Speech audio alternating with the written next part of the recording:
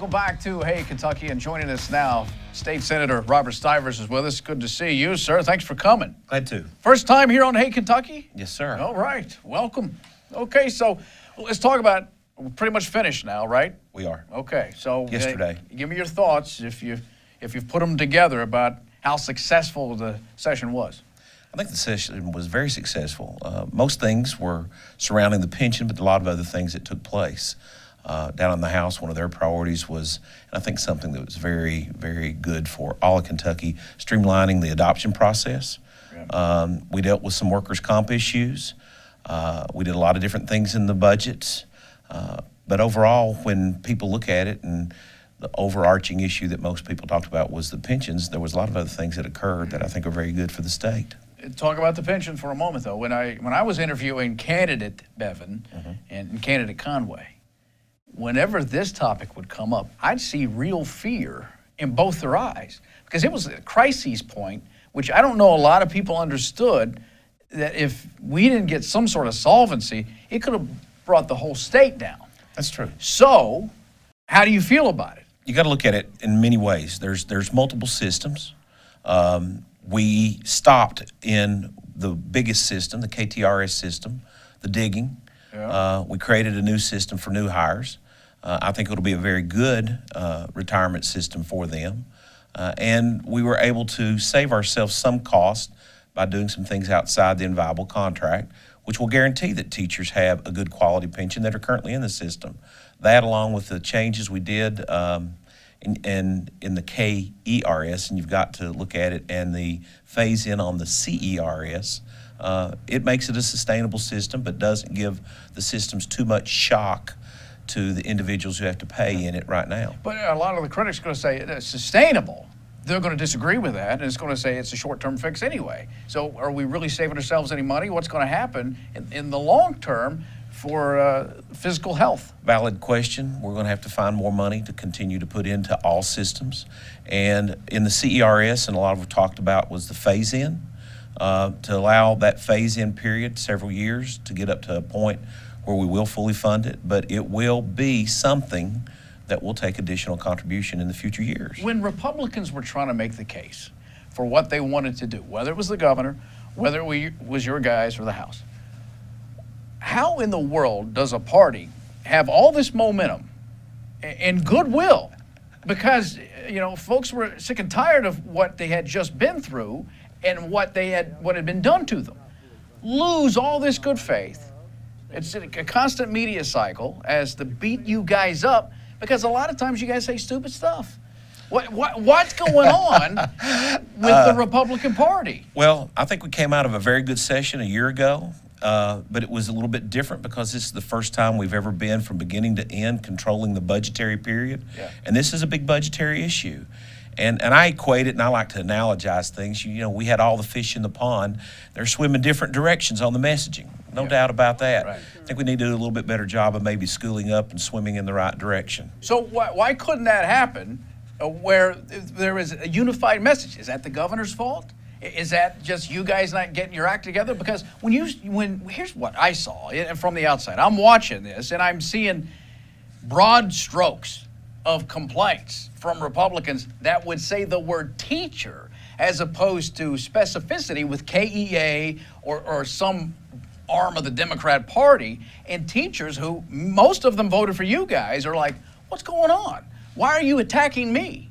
What's the deal with the party, and why can't they get on messaging? Well, I think different people who have not been in this situation or circumstance have not been used to messaging on this type of situation. Yeah. If you looked at most of the people. So lack of discipline.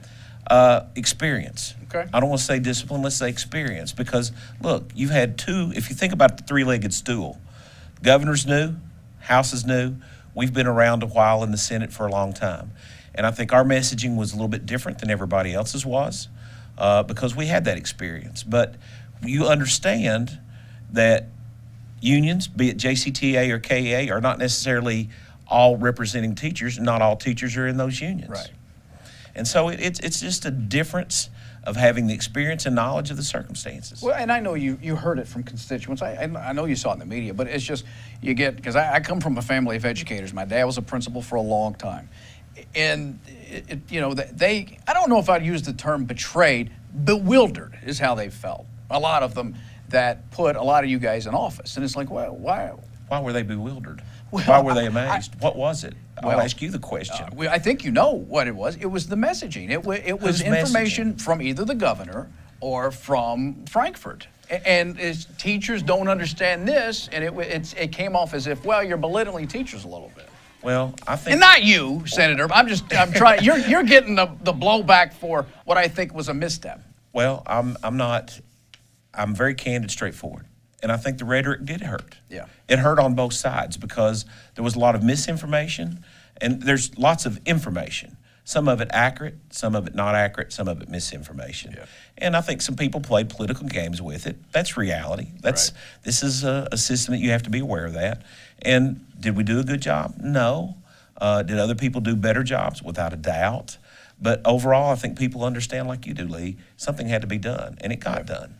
Yeah, and again, and I would warn teachers this too. I mean, you know, gee whiz, you know, it was good faith, goodwill on both sides. Again, that's what I was consumed with, is like the messaging is just not good here. Well, I'm not going to deny that. Yeah. That's real. You saw it. You've seen what was said, what was done.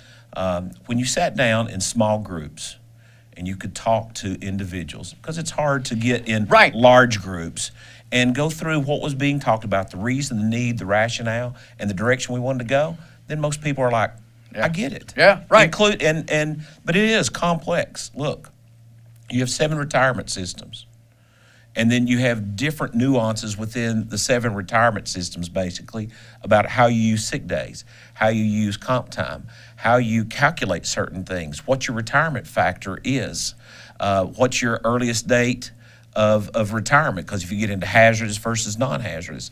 So it gets really complex. So one group would catch a piece of information about this system that may not necessarily apply to the other system. True. It was the biggest group, I guess, is making the most noise. Let me ask you about the good stuff, though, like unemployment. Right. Kentucky's, you know, seems to be turning a corner. Right. So what do we relate that to? Well, I think it's a lot of things. I think it's part the national. I think it is part the change here in local the dynamics. And I'll say this, and I think this is probably something you were alluding to.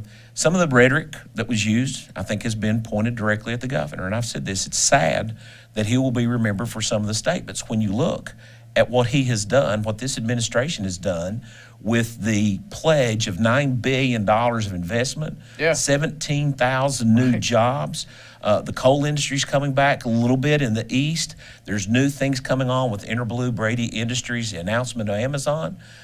Those things are happening. They're real. And so those are the things that are really driving Kentucky, and it has a lot to do with his direction and the successes we've had in the legislature last year and this year. Well, I mean, in the past, 2 years, you can certainly see a more business-friendly environment. Without a doubt. And, you know, I did this story the other day. It's amazing. The aerospace industry is the #1 industry Kentucky has, puts us 2 on the map. We don't even talk about that. We're talking about bourbon and horses. Well, and bourbon is a signature industry and what a lot of people know us for. But the other thing is the automobile industry. Look how well we've done there. The expansion at Toyota. I think we're maybe the 5th or 6th largest state for automobile production or parts. So there is a lot of the good things going on. And I will say this. Go ahead. When people say, well, why are you doing things like that? If you don't create the dynamics to bring jobs, then you don't have the base for which people are paying taxes from. And that's key and critical. Yeah. And what about extra revenue? Is there a plan? Is there anything you looked at? Are you interested in as far as whether it comes from new laws being passed or what have you as far as new product? It is multifaceted. We've hit on one of them. Changing the business dynamic. Yeah. That's one. 2, regulatory. You know, if you don't have if you have bad regulations, you're still not going to have the ability to draw industry in here. This 3rd is our tax code. We changed the tax code. Yes, is it going to increase revenues? Yes, it does. But it becomes a consumption tax code versus a production tax code. You can control it. So we want to start moving and modifying, and this was the first step of reducing our individual and corporate rates and then putting on consumption to be more like a Tennessee, an Indiana, or a Florida, to where you don't have that personal income tax. It's determined by your spending habits. Any thoughts on whether it be gambling, legalizing gambling? Well, I'm not a big fan of that because that's, to me, a zero-sum game. Somebody wins, somebody loses. Where if you think about maybe building a house, you got somebody producing lumber, selling lumber, buying lumber, borrowing money from a bank, building a house. Everybody is involved in the economy that way. And that's the type of dynamics we need to create in this state. All right. Any questions you got for me, Senator?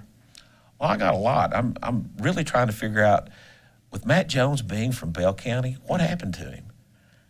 You mean the haircut? No. His mom's a good Republican. What happened to Matt? You know, we got a lot of issues with Matt. That's just one of them. Yeah. All right. That's good. Hey, thanks for coming in. Glad to. Hopefully you'll come see us again. We will.